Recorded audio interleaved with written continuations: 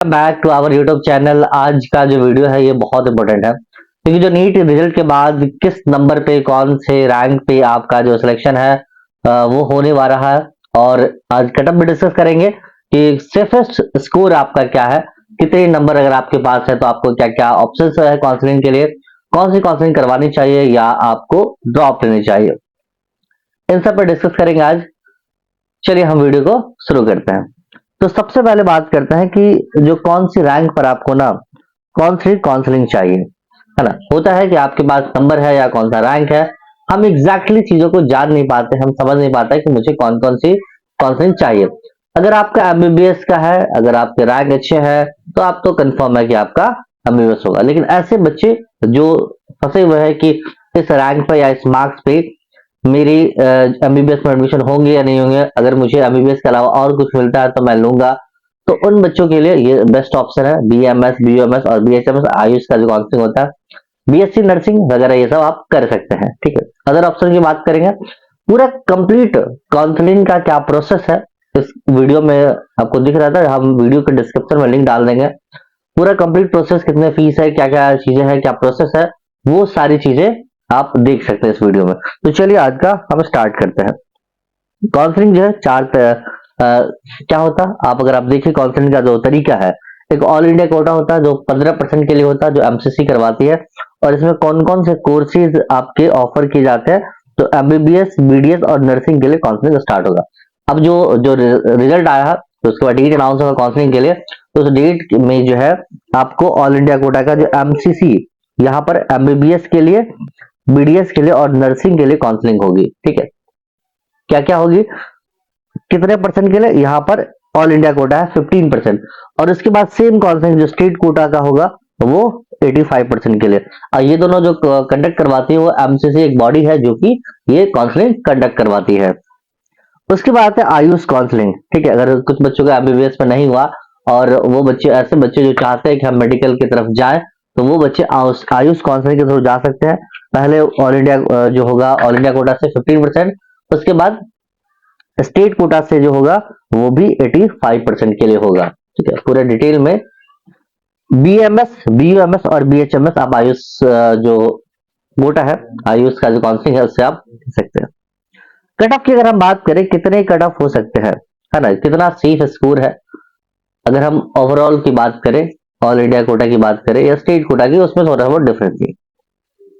अगर हम cut off की बात करें जनरल का 530, ये आपका सेफ जोन है। अगर आप पूछेंगे कि कौन सा जो मेरा जोन है वो सेफ है, तो ये अगर आपके पास 530 के आसपास नंबर है, आप 5-10 नंबर आप ऊपर नीचे कर लीजिए, अगर इतना स्कोर है तो आप सेफ जोन में है ना। अगर जनरल कैटेगरी से बिलोंग करते हैं तो आप एमबीबीएस कोटा की तरफ जा सकते हैं। उसके बाद ओबीसी के लिए 529, ईडब्ल्यूएस के लिए 525। ठीक है, ये सारे जितने हैं ये गवर्नमेंट मेडिकल कॉलेज की बात में कर रहा हूं, not private, not deemed university. ये सिर्फ और सिर्फ हम गवर्नमेंट कॉलेज के बारे में बात कर रहे हैं। अगर 80 कोटे से बिलोंग करते हैं तो 450 आप 10 नंबर ऊपर नीचे कर सकते हैं, 440 भी हो सकता है या 460 के आसपास भी हो सकता है, उसके बीच में ही लाई करेगा। एससी कैटेगरी के लिए 415 नंबर के आसपास रहेगा इसका इस बार का। अच्छा, अगर इससे कम आया तो, इससे कम आया क्योंकि अगर नीट का जो अगर आप देखिए प्रेस रिलीज जो नीट ने रिलीज करा था, मार्क्स के बेसिस पर रैंक, है ना, इतने मार्क्स और इतने, देखिए 686 मार्क्स है तो 1 रैंक था। ठीक है, उसके बाद 628 तक 288 रैंक था, 600 नंबर तक 1 के 1000 बच्चे से 600। उसके बाद यहाँ पर देखिए डाउनफॉल हुआ, 560 में 8000 बच्चे, 542 में 16000 बच्चे 16-18 के, 531 में 23 के, 502 में 50,000 के, मतलब 502 के बीच में आपको 50,000 बच्चे हैं। ठीक है, 464 में 1 लाख, 4 अगर 33 मार्क्स था तो 1.5 लाख, 405 में 2 लाख बच्चे थे, मतलब ये रैंक थे। ठीक है, इन रैंक पे। अब काउंसलिंग जो है अगर हम बात करें तो मार्क्स के बेसिस पे काउंसलिंग कैसे, मार्क्स के बेसिस पे अगर हम काउंसलिंग की बात करें तो कैसे हम करेंगे।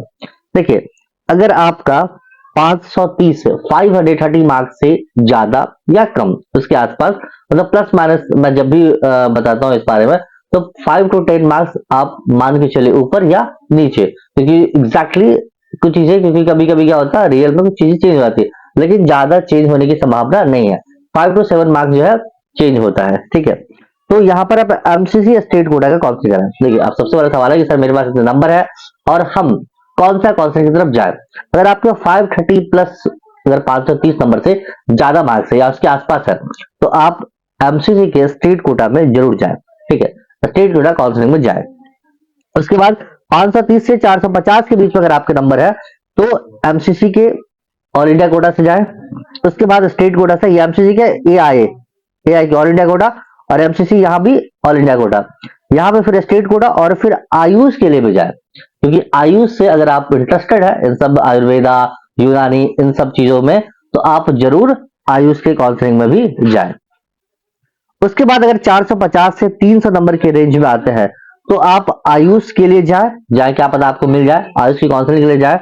उसके बाद प्राइवेट कॉलेज जो स्टेट कोटा से अगर आपके प्राइवेट कॉलेज है तो वहां जाए, उसके लिए जाए। जो डीम्ड यूनिवर्सिटी है जो एमसीसी करवाते हैं डीम्ड प्राइवेट यूनिवर्सिटी, उन कॉलेज में अगर आप एडमिशन लेना चाहते हैं तो आप इनके थ्रू भी एडमिशन ले सकते हैं। अगर 450 से 350 तक के आपके मार्क्स है तो आयुष मंत्रालय आयुष का जो रहता है उसकी काउंसलिंग की तरफ जाए और साथ में प्राइवेट कॉलेज के स्टेट कोटा में भी जाए। उसके बाद डीम्ड यूनिवर्सिटी में जा सकते। लेकिन अगर आपके 350 नंबर से कम मार्क्स आ रहे हैं, ठीक है, 350 से कम मार्क्स आ रहा है तो क्या करें, तो आपको ड्रॉप लेना चाहिए और नेक्स्ट ईयर की प्रिपरेशन अभी से स्टार्ट कर देनी चाहिए, ताकि नेक्स्ट ईयर आपके जो ड्रीम कॉलेजेस है एमबीबीएस वो मिल सके और फिर अच्छे गवर्नमेंट कॉलेजेस में आप एडमिशन ले सको। नेक्स्ट वीडियो में हम बात करेंगे कि कौन कौन से डॉक्यूमेंट्स रिक्वायर्ड है। बने रहिए चैनल पे और लाइक सब्सक्राइब करना बिल्कुल भी नहीं भूले दोस्तों, आपके प्यार की बहुत जरूरत है। Thank you so much guys.